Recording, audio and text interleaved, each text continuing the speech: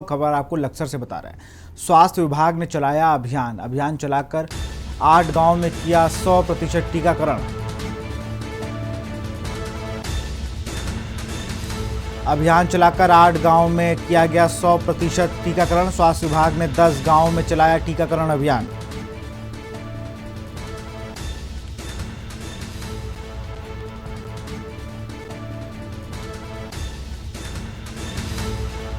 लक्सर से खबर, स्वास्थ्य विभाग ने चलाया अभियान।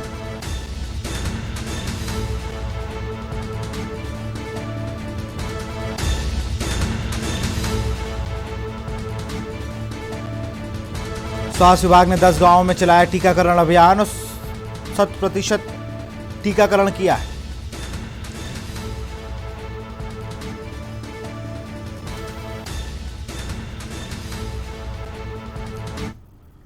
खबर खटीमा से है। किलपुरा रेंज प्लांट संख्या 25 में बाघ का किया है हमला। बाघ के हमले में एक व्यक्ति गंभीर रूप से घायल। बाघ के हमले में एक व्यक्ति गंभीर रूप से घायल।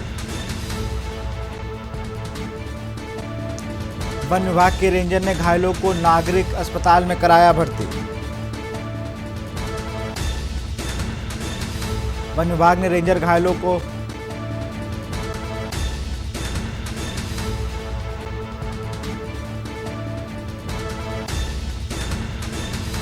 बाघ के हमले में एक व्यक्ति गंभीर रूप से घायल। वन विभाग के रेंजर ने घायल नागरिक को अस्पताल में कराया भर्ती। वन विभाग के रेंजर ने घायलों को नागरिक अस्पताल में कराया भर्ती।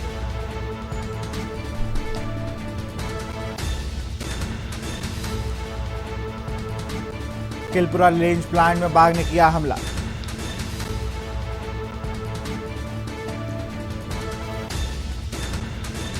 वन विभाग के रेंजर ने घायलों को नागरिक अस्पताल में कराया भर्ती।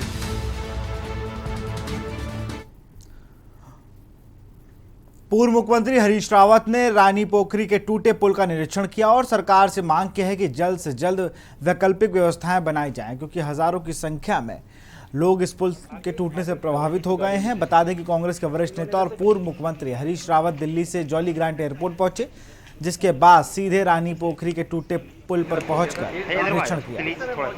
हरीश रावत जी जो पूर्व मुख्यमंत्री हैं, आइए। मुझे लगता है कि ये पुल कोई ऐसा नहीं है कि नदी में बहुत ज़्यादा पानी आ गया और पुल के पिलर नेचुरल वे में उसको सहन नहीं कर सके और उखड़ गए एक तरफ से। ऐसा नहीं है। पानी आया, मगर पानी से ज़्यादा नुकसान पहुंचा है, मुझे लग रहा है, जो इस एरिया में खनन हुआ है आसपास में, पुल के आसपास में, उससे पिलर के एक तरफ को ही पानी आ गया और जब ये पिलर में ज़रा सा भी बल जाता है तो ये तो बैलेंस पर आधारित होते हैं पुल, तो पूरा पुल गिर गया। ये एक गौला में हुआ था। लगता है पीडब्ल्यूडी के लोगों ने गौला से सबक नहीं लिया और आज यहाँ ये रानी पोखरी का पुल टूट गया, तो ये राज्य के लिए चिंता का विषय है।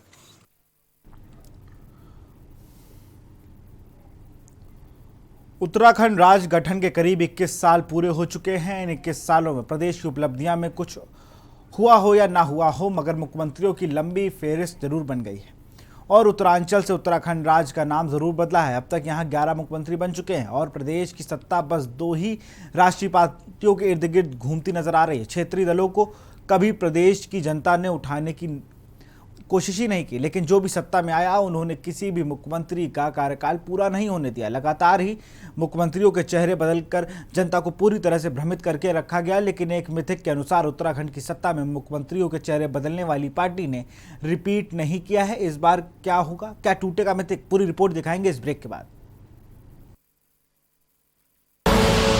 आप देख रहे हैं के न्यूज, खबरों का सारथी। कोरोना अपने बच्चों से दूर।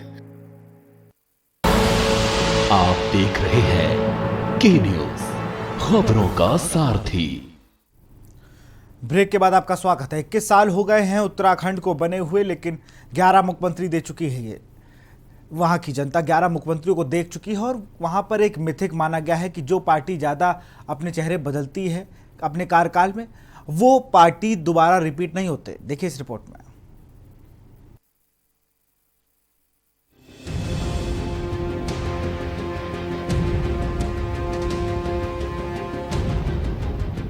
सन 2000 में उत्तराखंड राज्य की स्थापना हुई और पहले मुख्यमंत्री के तौर पर नित्यानंद स्वामी ने शपथ ली। 354 दिन में ही नित्यानंद स्वामी को हटाकर कमान भगत सिंह कोश्यारी को सौंप दी गई। सिर्फ 123 दिन तक सत्ता संभालने के बाद चुनाव में उतरे कोश्यारी पार्टी को जीत नहीं दिला सके और कांग्रेस पार्टी ने सत्ता की बागडोर नारायण दत्त तिवारी के हाथों में दी। मात्र नारायण दत्त तिवारी एक ऐसे सीएम रहे जिन्होंने अपना पूरा 5 साल का कार्यकाल पूरा किया। 2007 के विधानसभा चुनाव में कांग्रेस को उत्तराखंड से उखाड़ फेंका और भाजपा ने सत्ता में वापसी की। बीसी खंडूरी को राज्य का मुख्यमंत्री बनाया गया। 839 दिन का कार्यकाल पूरा करने के बाद खंडूरी को पद से हटा दिया गया। उनकी जगह रमेश पोखरियाल निशंक को राज्य की कमान सौंपी गई। तीसरा विधानसभा चुनाव आने से पहले ही निशंक विवादों में गिर गए। भाजपा ने फिर से खंडूरी को सीएम बनाया और भाजपा 2012 विधानसभा चुनाव फिर से हार गई। कांग्रेस सत्ता में लौटी। राज्य की बागडोर विजय बहुगुणा को सौंपी गई। बहुगुणा 690 दिन तक सीएम रहे। इसके बाद बहुगुणा को हटाकर हरीश रावत को राज्य का सीएम बना दिया गया। चौथे विधानसभा चुनाव में भाजपा सत्ता में आई और त्रिवेंद्र सिंह रावत को सीएम बनाया। 1453 दिन के कार्यकाल के बाद उन्हें कुर्सी से हटा दिया गया। बीते मार्च तीरथ सिंह रावत को कमान दी गई, जो सबसे कम समय तक 116 दिन के मुख्यमंत्री रहे। अब जबकि पुष्कर सिंह धामी को कमान सौंपी गई है, वहीं क्या इस बार भी भाजपा मुख्यमंत्रियों का चेहरा बदलना सत्ता से दूर करने के संकेत है या फिर मिथक टूट पाएगा और भाजपा सत्ता में कमबैक कर पाएगी? जनता पार्टी मोदी जी के नेतृत्व में बहुत मजबूती से पूरे देश में आगे बढ़ रही है। उत्तराखंड में भी इस बार हमने 57 सीटें जीतकर एक रिकॉर्ड कायम करा। अर्थात प्रदेश की जनता का, हमारे सैन्य बाहुल्य जितने क्षेत्र हैं उन सबका भारतीय जनता पार्टी में, मोदी जी में अटूट विश्वास है। तो मैं मानता हूं कि अब ये परंपरा खत्म हो चुकी है।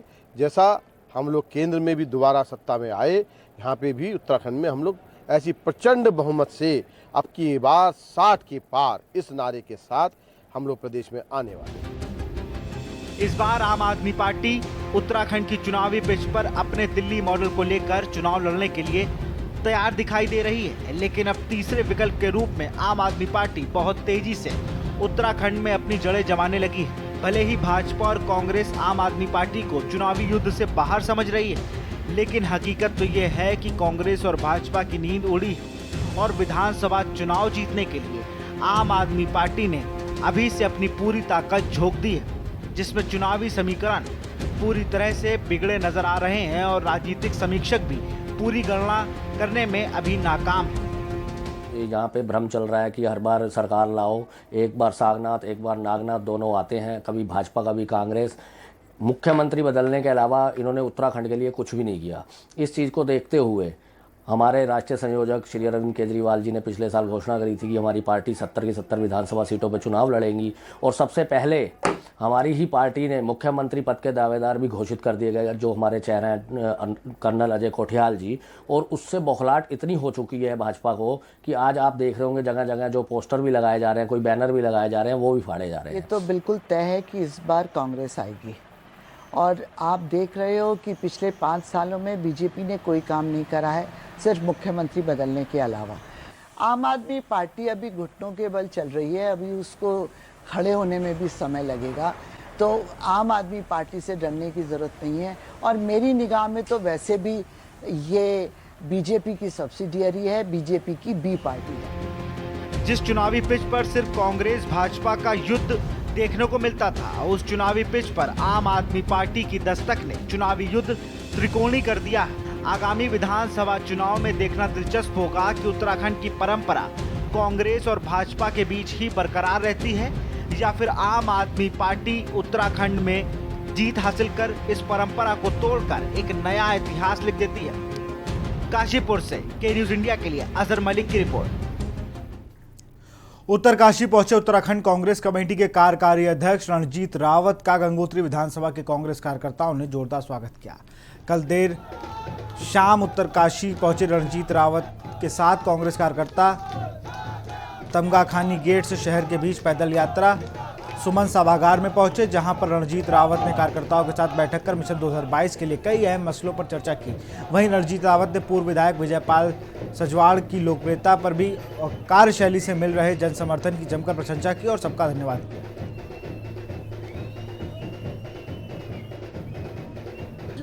भारतीय जनता पार्टी की हरियाणा सरकार ने, खट्टर सरकार ने जो बर्बरता करनाल में टोल प्लाजा पर बैठे किसानों पर की है, इससे हमें गुलामी का दौर याद दिलवा दिया है। वो अंग्रेज़ों का शासन याद दिलवा दिया है कि इतना अत्याचार तो उस सरकार ने भी नहीं किया होगा।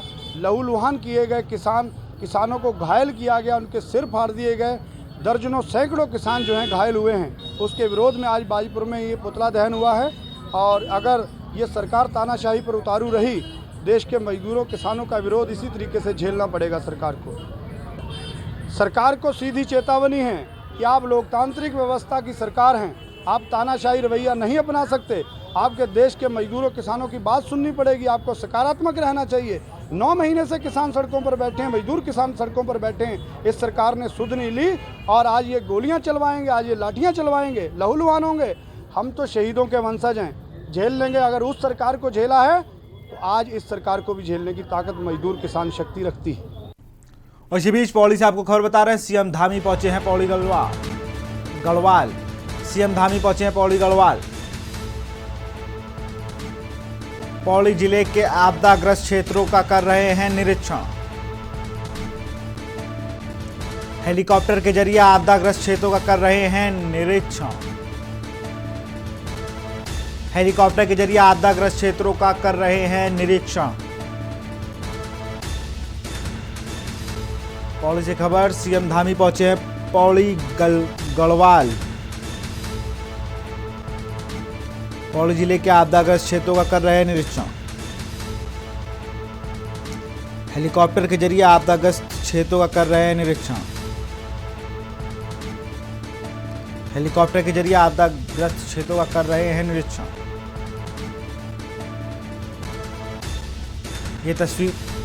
ये तस्वीरें हैं जब सीएम पुष्कर सिंह धामी निरीक्षण कर रहे हैं, पौड़ी गढ़वाल पहुंचे हुए हैं, निरीक्षण कर रहे हैं बाढ़ग्रस्त क्षेत्रों का।